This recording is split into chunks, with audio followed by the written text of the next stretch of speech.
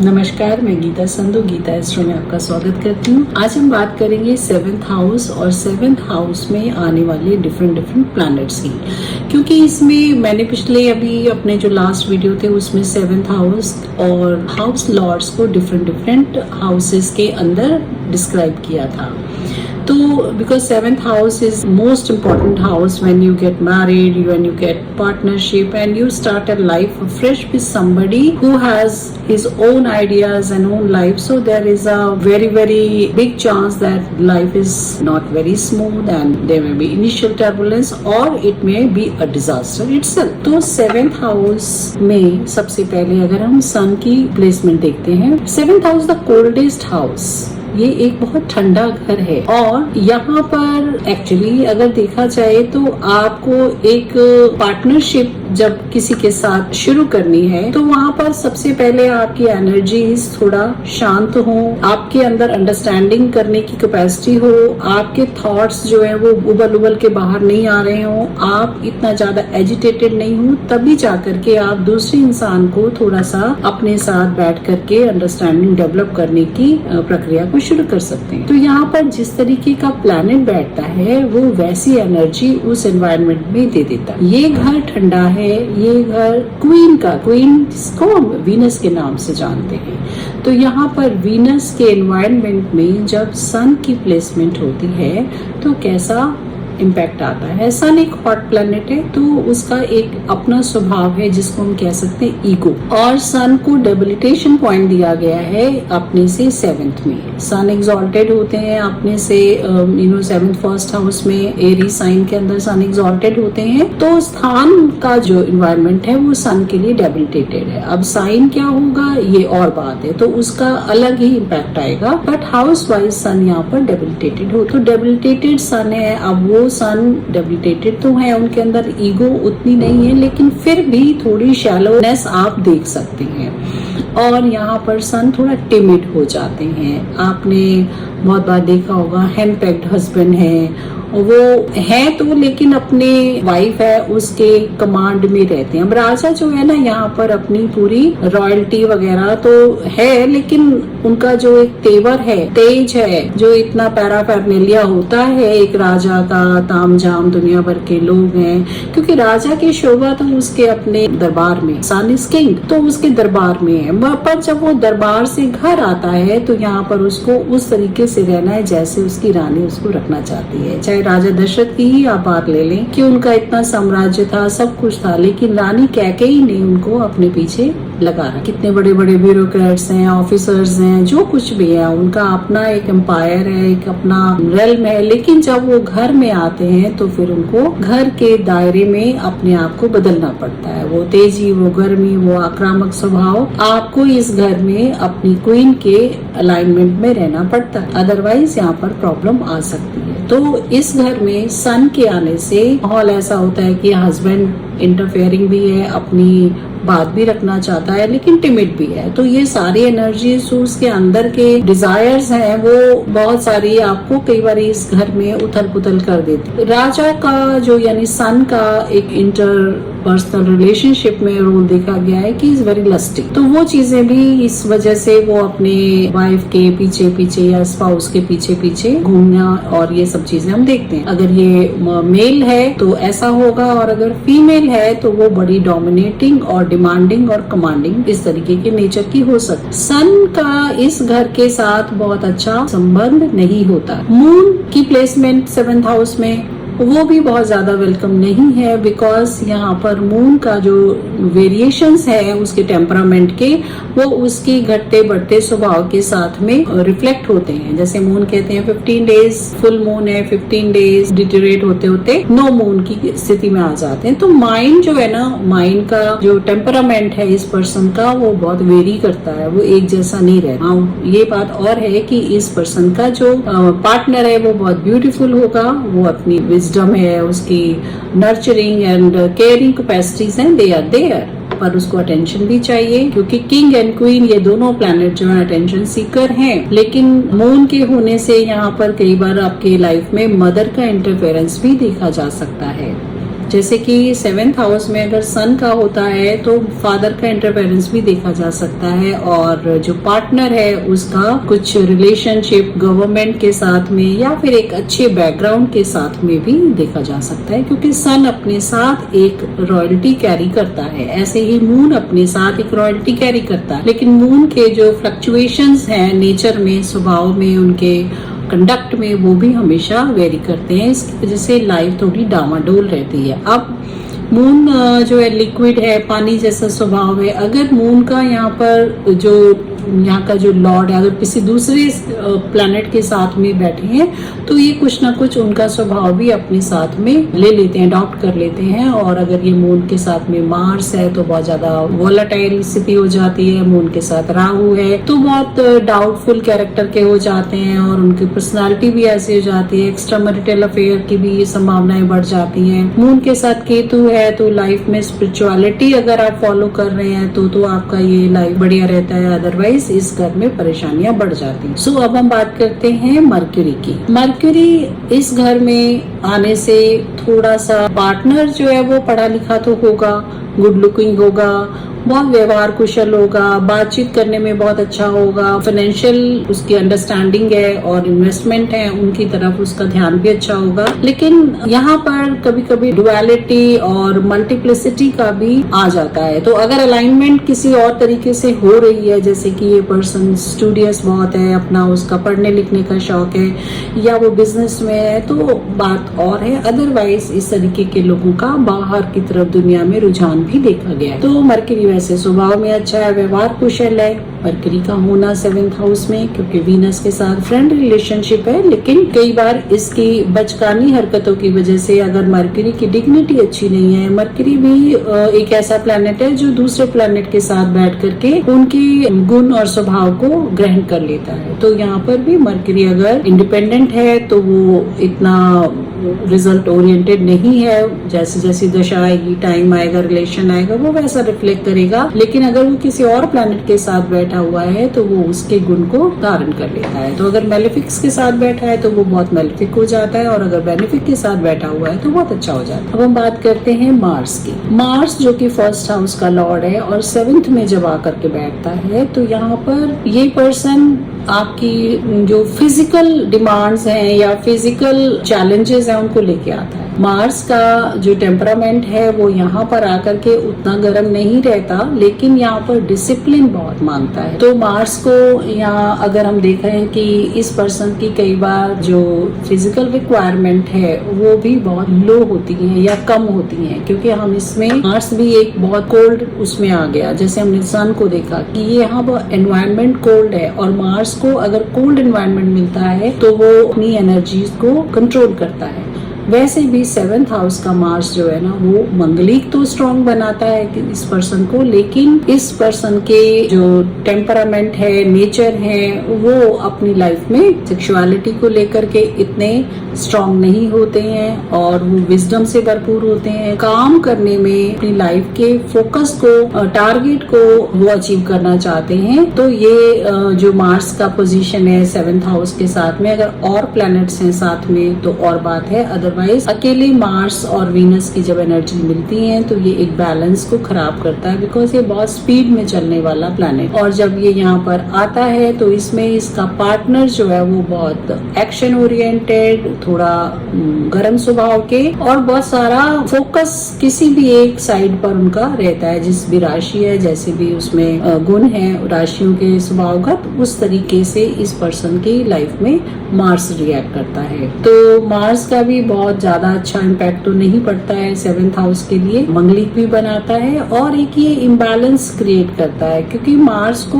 Romance और life में वो टास्क ओरिएंटेड है। तो जब भी इस घर के साथ मार्स का रिलेशन बनता है, इन लोगों की लाइफ में बैलेंस की कमी हो जाती है, क्योंकि यहाँ पर वीनस का टारगेट है कि उसको अटेंशन चाहिए, उसको रोमांस चाहिए, उसको स्लो मूविंग लाइफ चाहिए, और वो यहाँ पर थॉट्स क्रिएट करना चाहते हैं, मोमेंट क्रिएट करना करना चाहते हैं, अपनी मेमोरीज क्रिएट करना चाहते हैं, बट मार्स के पास इन सब चीजों के लिए समय नहीं है। वो या तो स्वाध्याय करना चाहता है, या रिलेशन बनाना चाहता है, या वो अपने आउटर टास्क को लेकर के ज्यादा इन्वॉल्व रहता है। तो ये हाउस जो है ना, अगर आप बिजनेस करना चाहते हैं, अगर आप अपने पार्टनर के साथ मिलके कुछ काम करना चाहते हैं, उस काम के लिए काफी है, क्योंकि यहाँ पर एनर्जी आपकी यूटिलाइज हो सकती है।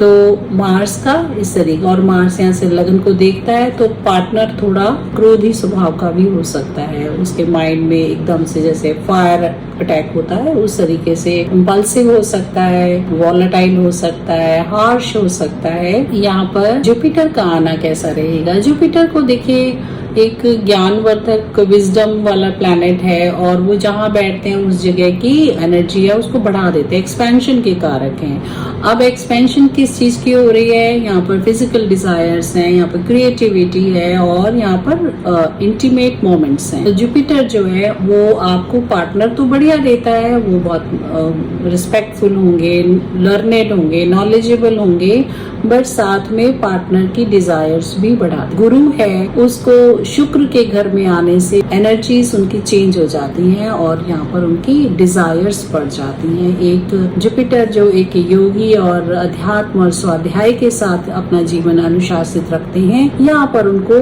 अभिभोग, विलास और जो वीनस के जोन है उनके अंदर उसका बहुत ज्यादा इन्वॉल्वमेंट हो जाए। तो जुपिटर को कहा गया है कि जुपिटर अगर लगन में हो, जुपिटर अगर 7th में हो, तो ऐसे लोगों की मल्टी मैरिजेस भी होती हैं, और उनके जो रिलेशनशिप इश्यूज भी हैं वो भी जाते। ये एक भोग की तरफ, आसक्ति की तरफ झुके हुए जुपिटर का स्थान है, जिसको हम बहुत ज्यादा अच्छा नहीं समझते। अब अगर यहाँ पर हम देखते हैं कि यहाँ पर सैटर्न का आना हो, तो सैटर्न के लिए ये स्थान बहुत ही उत्तम माना गया है, क्योंकि सैटर्न जो है वीनस के फ्रेंड हैं और 7th हाउस में एग्जॉल्टेड होते हैं। तो इस इंसान का राजयोग उसके आफ्टर मैरिज एक्टिवेट हो जाता है। सैटर्न उनको सब कुछ देते हैं, और कर्म का देवता, 10th हाउस का देवता अपने से 10th प्लेस पे आ, क्योंकि ये फ्रॉम 10th इज 10th। तो आप देखते हैं कि इस व्यक्ति की जो विवाह के बाद उसकी करियर की ग्रोथ होती है, मॉनेटरी, और उसका स्टेटस बढ़ता है। आपके पार्टनर के साथ आपका स्टेटस का ग्राफ काफी बढ़ जाता है, और आपको जो पार्टनर मिलता है वो बहुत प्रोटेक्शन देने वाला होता है, वो आपको बहुत अटेंशन देने वाला होता है। लेकिन सैटर्न जो है एक डिसइंटरेस्टेड प्लैनेट है, जिनको वीनस की एनर्जी से बिल्कुल कंट्राडिक्ट किया जा सकता है कि वीनस एक romantic, good looking, beautiful, luxuries life को देखने वाले और रिलैक्स होकर जीने वाले प्लैनेट है। लेकिन जब सैटर्न है वो अपनी एनर्जी, यानी कि उनका जो एक पर्पस है कर्मा, तो वो उसको लेके जाते हैं। तो मे बी इस पर्सन का कर्मा है कि ये अपने पार्टनर को बहुत अच्छी लाइफस्टाइल दे, अच्छा सब कुछ करे, लेकिन साथ के साथ सैटर्न की अपनी रूडनेस या एट टाइम दशा के समय में वो थोड़ा सा बिहेवियर में इशू आ जाते हैं। कि राशि को जरूर हम देखेंगे कि वो कौन सी राशि के साथ अटैच हो रहे हैं। अगर तो वो बेनिफिट्स अपनी किसी अच्छी राशि के साथ में, जो फ्रेंडली साइन है उनके साथ में है, तो अच्छे रिजल्ट्स देंगे। अगर वो एनिमिकल साइन में, यानी कि जैसे मान लीजिए एरीज के सैटर्न है तो वो नीच के हो गए, तो यहाँ पर हर बार कुछ ना कुछ तोड़ फोड़, कुछ ना कुछ एक नया, क्योंकि नीच का सैटर्न है तो वो इंटरफेरेंस करेंगे लाइफ में, और को एक अच्छी स्मूथ रनिंग नहीं मिले। क्लैश ऑफ आइडियाज रहेंगे, फिजिकल वायलेंस भी हो सकती है, और यहाँ पर नए लोगों के साथ में भी ये स्टोरीज शुरू हो सकती। तो ये सैटर्न यहाँ पर राशि का जरूर प्रभाव हमेशा पड़ेगा। जैसे मर्क्यूरी के साइन में अगर सैटर्न है तो ये यहाँ पर थोड़ी मल्टीप्लिसिटी हो सकती है, इस पर्सन के रिलेशनशिप इश्यूज भी हो सकते हैं, क्योंकि यहाँ पर सैटर्न अभी मीननेस के साथ में कंसेरियन है या लियो के साइन में है। तो यहाँ पर सैटर्न एक थॉटफुल और थोड़ा डिटरमिन्ड होकर के अपने डिसीजन ले। राहु और केतु की बात करेंगे। राहु जो है वो इस हाउस के लिए, राहु अकेले जहाँ भी बैठते हैं वो डिपेंडेंट हो जाते हैं उस राशि के ऊपर या उसके अंदर बैठे और प्लैनेट्स के ऊपर। और राहु यहाँ से बैठ करके, कोई भी प्लैनेट जो यहाँ बैठता है वो लगन को 7th एस्पेक्ट से देखता है। तो राहु जब यहाँ बैठते हैं 7th एस्पेक्ट से, वो उस इंसान को बहुत ज्यादा डिजायरस बनाते हैं, मटेरियलिस्टिक बना देते हैं। तो जो पार्टनर है उसके माइंड में हमेशा एक्सपेंशन करनी है, मटेरियलिस्टिक चीजों को लेकर के इनके घर में काफी झगड़ा हो सकता है। मान लीजिए वाइफ है तो वो कहेगी कि ये ऐड करना है, ये ऐड करना है, घर के अंदर ये सुविधाएं चाहिए, क्योंकि वो तो एक रॉयल और लग्जरी डिमांडिंग प्लैनेट है। तो वो वाइफ की डिमांड्स खत्म नहीं होंगी। और अगर हस्बैंड है तो वो बाहर घूमना बहुत पसंद करेंगे और वो बाहर की चीजों के ऊपर, बाहर की लाइफ के ऊपर बहुत ज्यादा अपना फोकस रखेंगे। तो नाइट आउट करना है, सोशल सर्कल बाहर रखना है। और अगर उनका पार्टनर इस टेम्परामेंट का नहीं है तो यहाँ पर परेशानी बढ़ेगी। सो एम्बिशियस हो करके ये वाला राहु अपने पार्टनर को थोड़ा इल्यूसिव लाइफ दे देता है। राहु को हम इल्यूजन का कारका भी कहते हैं। तो बहुत इल्यूसिव लाइफ की तरफ वो भागता है और कई बार उसमें फिर कुछ गलत डिसीजन हो जाते हैं, जिसकी वजह से लाइफ में बहुत सारे मिजरीज, परेशानियां, सॉरोज उनको देखना पड़ता है। कुछ राहु को हम छाया ग्रह भी कहते हैं। तो छाया क्या होती है? वो एक अनआइडेंटिफाइड ऑब्जेक्ट, तो ऑब्जेक्ट भी नहीं है, अनआइडेंटिफाइड प्रेजेंस। तो वो एक ऐसी फील देता है कि इस इंसान के साथ में किसी और का साया है, मतलब कि कोई ना कोई इस पर्सन को डाउट रहता है कि इसका चक्कर कहीं और चल रहा है या इसकी लाइफ में किसी और पर्सन की प्लेस है, ये पर्सन किसी के साथ अटैच्ड है। तो ऐसी जो मिसअंडरस्टैंडिंग्स होती हैं वो राहु की वजह से लाइफ में बहुत सारी प्रॉब्लम्स क्रिएट कराते। तो इस तरीके के पर्सन को हमेशा अपनी जो भी है क्लैरिटी रखनी चाहिए और जो भी इसके रेमेडीज होते हैं राहु की वो हमें करनी चाहिए, क्योंकि इसको हम एक पितृ दोष भी कह सकते हैं कि राहु पितरीज हैं।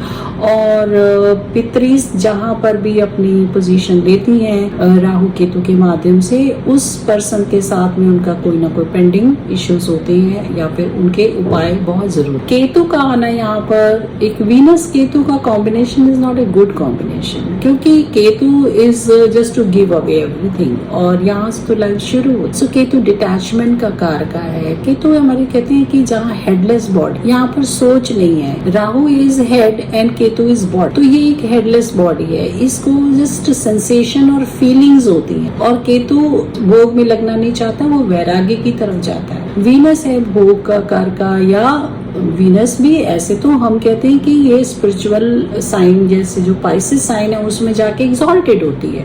लेकिन यहाँ पर जो लाइफ है, जो लाइफ की स्टार्टिंग है, आपके डिजायर्स हैं, उनकी फ्रक्टिफिकेशन के लिहाज से केतु इस इंसान को एक सेंस ऑफ डिससेटिस्फेक्शन देता है। तो इस पर्सन की जो एक्सपेक्टेशन है अपने पार्टनर से वो कभी पूरी नहीं होती है और वो एक इथियोपियन माइंड में, ड्रीम वर्ल्ड में घूमता रहता है कि मेरा पार्टनर ऐसा होता है, ऐसा होता है, होता। सो ये सारी चीजें जो है ना, एक डिजायर्स जो which are never going to be fulfilled, वैसी सोच के साथ लाइफ को बहुत ज्यादा डिस्टर्ब कर दे। तो ये जो वीनस केतु कॉम्बिनेशन यहाँ बन रहा है कि 7th house is ruled by Venus in कालपुरुष कुंडली, और यहाँ पर अब जो भी साइन है उन साइन के साथ में केतु का कैसा रिलेशन है वो भी हमें देखना होता है। और इसमें जो किसी और के एस्पेक्ट, अगर मेलेफिक एस्पेक्ट पड़ रही है 7th हाउस में, तो ये डिवोर्स या फिर सेपरेशन का भी कारक बन जाता है। तो केतु के साथ में हमने देखा है कि लाइफ में एक छत के नीचे ही पति पत्नी बिल्कुल अजनबियों की तरह जीते हैं, या फिर उनके अंदर वैराग हो जाता है, या फिर उनका डिवोर्स की तरफ ही जाता है। तो सेपरेशन या डिवोर्स या फिर अनफुलफिलमेंट इन डिजायर आप लोगों की लाइफ में बहुत ज्यादा मेस क्रिएट कर देती है। ये एक अनहैप्पी कपल की स्टोरी हो जाती है। आप इसी कॉम्बिनेशन को अच्छा बना सकते हैं अगर आप ये समझें कि मेरा ये पार्टनर एक स्पिरिचुअल जर्नी के लिए मैंने चुना। तो अगर आप साल में दोनों पार्टनर जो दोनों हैं, अगर पूरी शिद्दत के साथ में, सरेंडर फॉर्म के साथ में आप कुछ अच्छे देव स्थानों में जाते हैं जहाँ घूमना फिरना भी हो जाए और आपकी जो ईश्वर के प्रति आस्था है उसका भी आपका साथ हो जाए, और आप देखेंगे जब आप वापस आते हैं तो एक नई एनर्जी के साथ आप अपनी लाइफ, क्योंकि लाइफ में अब आपका पर्पस है कि आपको ये जो बंधन मिला है, शादी का बंधन मिला है, ये एक स्पिरिचुअल जर्नी और मोक्षा की स्थिति लेने के लिए मिला है। तो तब ये कंपेनियन आपकी लाइफ का बेस्ट कंपेनियन बन जाता है।